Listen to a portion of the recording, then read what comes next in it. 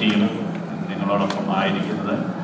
ഇവിടെ സൂചിപ്പിച്ചതുപോലെ തന്നെ അത്തരത്തിലാവട്ടെ നിങ്ങളുടെ ഡിസ്കഷൻസ് എന്ന് കരുതുകയാണ്. എല്ലാവരെയും ഒരിക്കൽ കൂടി ഞാൻ ഹാർദവമായി സ്വാഗതം ചെയ്യും. Thank you.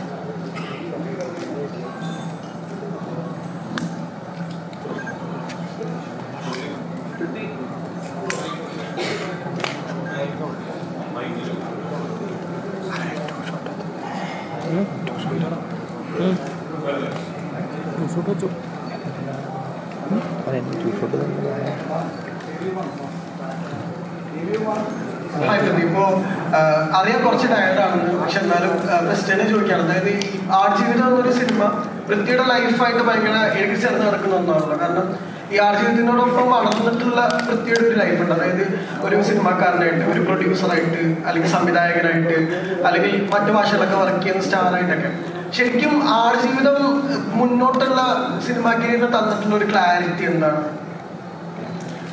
നമസ്കാരം. ഇവിടെ നിന്ന് എത്തിച്ചേർന്ന എല്ലാ മാധ്യമ സുഹൃത്തുക്കൾക്കും ഒരുപാട് നന്ദി.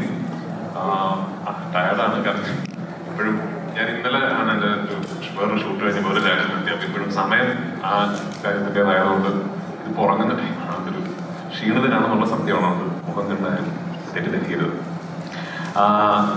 ചോദ്യം ശരിയാണ്, പക്ഷെ എനിക്ക് അതിനു പറയാനുള്ളത്, എനിക്കിതൊരു ഒരു സെറിയൽ എക്സ്പീരിയൻസ് ആണ്. കഴിഞ്ഞൊരു 10 കൊല്ലത്തിനിടയിൽ ഞാൻ പ്രത്യേകിച്ച് കേരളത്തിൽ എപ്പോഴൊക്കെ ഒരു പ്രസ് മീറ്റ് ഇരുന്നിട്ടുണ്ടോ, എൻ്റെ മറ്റു സിനിമകളുടെ പ്രൊമോഷൻസിന്റെ ഭാഗമായിട്ട് കഴിഞ്ഞ 10 കൊല്ലങ്ങൾക്കിടയിൽ എപ്പോഴൊക്കെ ഒരു പ്രസ് മീറ്റ് ഇരുന്നിട്ടുണ്ടോ, ഒരു ചോദ്യമെങ്കിലും ആടുജീവിതത്തിനെ കുറിച്ച് എന്നോട് ചോദിച്ചിട്ടുണ്ട്. ഒരിക്കലെങ്കിലും ആടുജീവിതത്തിനെ കുറിച്ച് എനിക്ക് സംസാരിക്കേണ്ടി വന്നിട്ടുണ്ട്. ഒടുവിൽ ആടുജീവിതത്തിന്റെ പ്രസ് മീറ്റ് ഇരിക്കുന്നു എന്ന് പറയുമ്പോൾ എനിക്കതൊരു ഭയങ്കര സറിയൽ എക്സ്പീരിയൻസ് ആണ്. നമ്മൾ കുറേ വർഷങ്ങൾ വെസ്റ്റേർട്ടും ഞാൻ ഇതെന്തെങ്കിലും തുടങ്ങും എന്ന് കരുതിയിരുന്നൊരു സ്വപ്നം, പിന്നെ കുറെ വർഷങ്ങൾ ഇതെന്തെങ്കിലും തീരും എന്ന് കരുതിയിരുന്ന സ്വപ്നം, ഇന്ന് എല്ലാം കഴിഞ്ഞ് റിലീസിനോടനുബന്ധിച്ച് ഒരു പ്രസ് മീറ്റ് നടത്തുന്നു എന്ന് പറയുന്നത് ഒരുപാട് സന്തോഷമുള്ള കാര്യം. അതാണ് ആദ്യം പറയേണ്ടത്. ശരിയാണ്, ആടുജീവിതം എന്ന സിനിമ എൻ്റെ ജീവിതത്തിലേക്ക് കടന്നു വന്നപ്പോൾ ഞാൻ അന്നൊരു സംവിധായകനായിട്ടില്ല, ഒരു നടൻ എന്ന രീതിയിൽ ഞാൻ വളരെ വളരെ ചെറുപ്പമായിരുന്നു.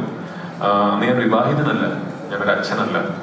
അപ്പോൾ ശരിയാണ്, ആടുജീവിതത്തിന്റെ യാത്രക്കിടയിൽ ജീവിതം ഒരുപാട് മാറി, ലൈഫ് ഒരുപാട് ഇവോൾവ് ആയി.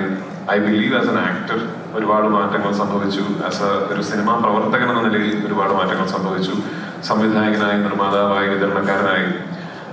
പക്ഷെ എനിക്ക് തോന്നുന്നു ആടുജീവിതം എന്ന സിനിമയുടെ എക്സ്പീരിയൻസ് എന്നെ ഏറ്റവും കൂടുതൽ സ്വാധീനിക്കാൻ പോകുന്നത് ഒരു സിനിമാ നടനോ സംവിധായകനോ നിർമ്മാതാവോ ആയിട്ടല്ല, ഒരു മനുഷ്യൻ എന്ന രീതിയിലാണ്. ആ സ്വാധീനം തീർച്ചയായിട്ടും ഇനി വരും കാലങ്ങളിൽ എൻ്റെ അഭിനയത്തെയും എൻ്റെ സിനിമാ നിരീക്ഷണത്തെയും ജീവിത നിരീക്ഷണത്തെയൊക്കെ സ്വാധീനിച്ചേക്കാം എന്ന് ഞാൻ മനസ്സിലാക്കുന്നു. കാരണം ഇതൊരു ലൈഫ് എക്സ്പീരിയൻസ് ആണ് എന്ന് ഞാൻ കരുതുന്നു. ഓഫ്കോഴ്സ് നജീബ് എന്ന മനുഷ്യൻ ജീവിച്ച ജീവിതവുമായിട്ടൊന്നും യാതൊരു കമ്പാരിസണും ഇല്ല. അദ്ദേഹം അനുഭവിച്ച യാതനകളുമായിട്ടൊന്നും യാതൊരു കമ്പാരിസണും ഇല്ല. പക്ഷെ നമ്മുടേതായ ഒരു രീതിയിൽ we had a long phase, ഒരു വലിയ യാത്രയായിരുന്നു. അങ്ങനെ ഒരു യാത്രയൊന്നും എല്ലാ സിനിമകൾക്കും കിട്ടല്ലേ എന്ന് പ്രാർത്ഥിക്കുന്നു. ആക്ച്വലി അത് കിട്ടല്ലേ എന്നാണ് പ്രാർത്ഥിക്കുന്നത്. പക്ഷെ അങ്ങനെ ഒരു എക്സ്പീരിയൻസ് ഞങ്ങൾക്കുണ്ടായി.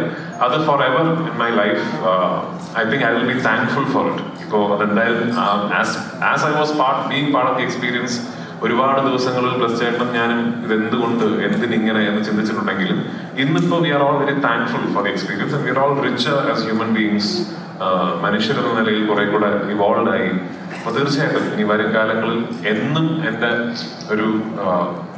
ഒരു bank of something that I draw from always, അത് ആടുജീവിതം എന്ന സിനിമയുടെ മേക്കിങ്ങിൽ നജീബായി ഞാൻ ജീവിച്ച കുറച്ച് നാളുകളുമായിരിക്കും ഒരു വലിയ ഇൻഫ്ലുവൻസ് ആയിരിക്കും തീർച്ചയായിട്ടും. കൂടുതൽ വീഡിയോസിനായി B4 Place ഫോളോ ചെയ്യൂ, സബ്സ്ക്രൈബ് ചെയ്യൂ.